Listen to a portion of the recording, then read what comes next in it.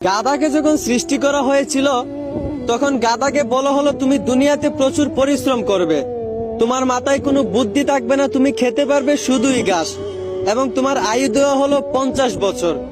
এইটা শুনে গাধা বলল, হে প্রভু, আমি এত বছর বাঁচতে চাই না, আমাকে বরঞ্চ 20 বছর আয়ু দিন আর 30 বছর আয়ু ফিরিয়ে নিন। গাধার এই প্রস্তাব মঞ্জুর করা হলো। এরপর যখন কুকুরকে সৃষ্টি করা হলো, কুকুরকে বলা হলো তোমার খাবার হবে মানুষের বাসি খাবার, মানুষের রেখে যাওয়া নষ্ট খাবার, এবং তোমার আয়ু দেওয়া হলো 30 বছর। কুকুর এইটা শুনে বলল, হে প্রভু, আমি এত বছর বাঁচতে চাই না, আমাকে বরঞ্চ 15 বছর আয়ু দিন এবং 15 বছর আয়ু ফিরিয়ে নিন। সৃষ্টিকর্তা তার এই প্রস্তাব মঞ্জুর করলেন। তারপর যখন বানরকে সৃষ্টি করা হলো, তখন বানরকে বলা হলো তোমার কাজ হবে দুনিয়াতে শুধু এক ডাল থেকে আরেক ডালে ঝুলাঝুলি করা, মানুষকে বিনোদন দেওয়া, এবং তোমার আয়ু দেওয়া হলো 20 বছর। বানর তখন প্রভুকে বলল, হে প্রভু, আমি এত বছর বাঁচতে চাই না, আমাকে বরঞ্চ 10 বছর আয়ু দিন আর 10 বছর আয়ু ফিরিয়ে নিন। সৃষ্টিকর্তা বানরের এই প্রস্তাব মঞ্জুর করলেন।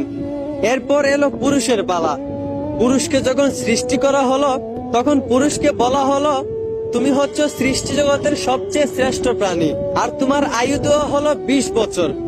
এইটা শুনে পুরুষ বলল, হে প্রভু, আমি এত কম বছর বাঁচতে চাই না, আমাকে আরো বেশি আয়ু দিন। গাধা যে 30 বছর আয়ুটা ফিরিয়ে দিয়েছিল, সেই আয়ুটা আমাকে দিয়ে দিন, এবং কুকুরও যে 15 বছর আয়ুটা ফিরিয়ে দিয়েছিল, সেই আয়ুটাও আমাকে দিয়ে দিন, এবং বানর 20 বছর থেকে 10 বছর যে আয়ুটা ফিরিয়ে দিয়েছিল, সেই আয়ুটাও আমাকে দিয়ে দিন। সৃষ্টিকর্তা পুরুষের এই প্রস্তাব মঞ্জুর করলেন। মূলত তারপর থেকেই একটা ছেলে পুরুষ হয়ে বাঁচে 20 বছর, আর বাকি 30 বছর বাঁচে গাধার মতো। ওই যে গাধার 30 বছর আয়ু তাকে দেওয়া হয়েছিল। গাধা যেমন দিন রাত পরিশ্রম করে, ঠিক তেমনি একটা পুরুষকেও বাকি 30 বছর পরিবারের জন্য দিন রাত পরিশ্রম করে কাটাতে হয়।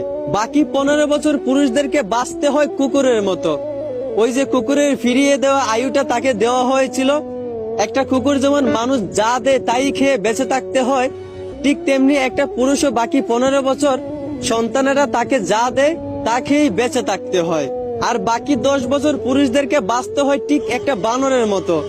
ওই যে বানরের 10 বছর ফিরিয়ে দেওয়া আয়ু পুরুষদেরকে দেওয়া হয়েছিল।